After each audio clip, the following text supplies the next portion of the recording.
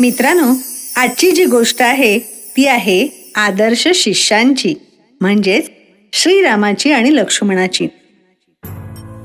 राजा, माझ्या यज्ञाचं रक्षण करण्यासाठी तुझा ज्येष्ठ पुत्र श्रीराम तू मला दे. माझ्या यज्ञाचं रक्षण करण्यासाठी केवळ तोच सर्वार्थाने सुयोग्य आहे.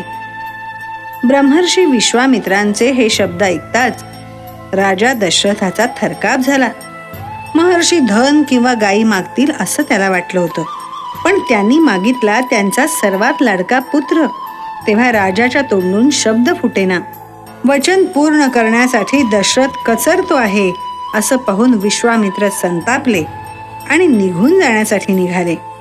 हे पाहून राजगुरू वशिष्ठ राजाला म्हणाले, राजन, स्वतः विश्वामित्र अतिशय सामर्थ्यवान आहेत.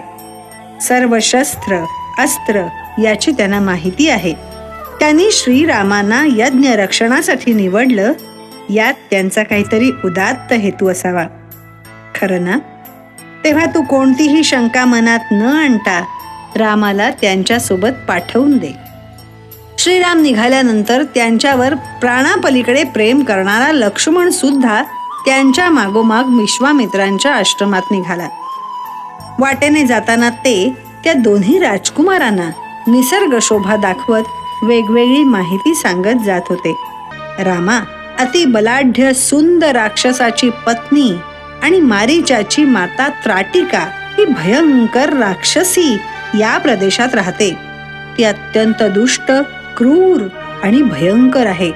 विश्वामित्र असं सांगत असतानाच कर्कश आवाजात गर्जना करत आसमंतात धूळ आणि दुर्गंधीचे भपकारे उडवत त्राटिका राक्षसीन त्यांच्यावर धावून आली. विश्वामित्रांनी श्रीरामांना वध करण्यास सांगितलं, परंतु श्रीरामांनी त्राटिका स्त्री असल्याने अवध्य असल्याची शंका काढली. विश्वामित्र म्हणाले, त्राटिका या प्रदेशांची आणि प्रजेची नासाडी करत आहे. प्रजेचं रक्षण करणाऱ्यांनी त्यासाठी प्रसंगी स्त्रीची हत्या केली तरी त्यात अधर्म काहीच नाही. याच कारणासाठी इंद्राने विरोचनाची मुलगी मंथरा आणि विष्णूने इंद्राच्या नाशाचा प्रयत्न करणारी शुक्राचार्यांची माता यांचा वध केला होता. तेव्हा रामा, तू निर्धास्त हो आणि प्रजेला ह्या त्राटिकेच्या त्रासातून मुक्त कर. श्रीरामाने त्राटिकेशी युद्ध केलं आणि शेवटी आपल्या एका अमोघ बाणाने तिचा वध केला. अक्राळ विक्राळ किंकाळी फोडून त्राटिका जमिनीवर कोसळली. त्राटिकेचा वध झालेला पाहून विश्वामित्र अत्यंत प्रसन्न झाले. त्यांनी त्यानंतर श्रीरामांना अनेक विद्या आणि शस्त्र शिकवली. श्रीरामांची ग्रहणशक्ती आणि शिक्षण घेण्याची आवड पाहून विश्वामित्र त्यांना नवनवी अस्त्र आणि शक्ती शिकवू लागले. त्याचप्रमाणे अस्त्रांच्या उपशमनाचे मंत्र देखील शिकवू लागले. विश्वामित्रांनी त्यांच्याकडील सारी शस्त्रास्त्र विद्या सर्व मंत्रांसह श्रीराम आणि लक्ष्मणाला शिकवली.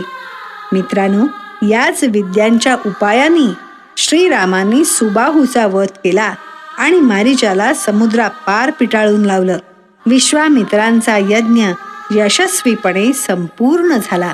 कथासार. श्रीरामांनी आश्रमात राहून गुरुची व गुरुपत्नीची सेवा करून लाकडे वा पाणी वाहून गुरुस प्रसन्न करून घेतले नाही, तर आपली ज्ञान लालसा प्रकट करून आणि ज्ञान घेण्याची आपली पात्रता सिद्ध करून विश्वामित्रासारख्या अत्यंत कठोर आणि कोपिष्ठ ऋषींची कृपा मिळवली आणि अत्यंत दुर्लभ व मौल्यवान ज्ञान त्यांच्याकडून प्राप्त करून घेतलं.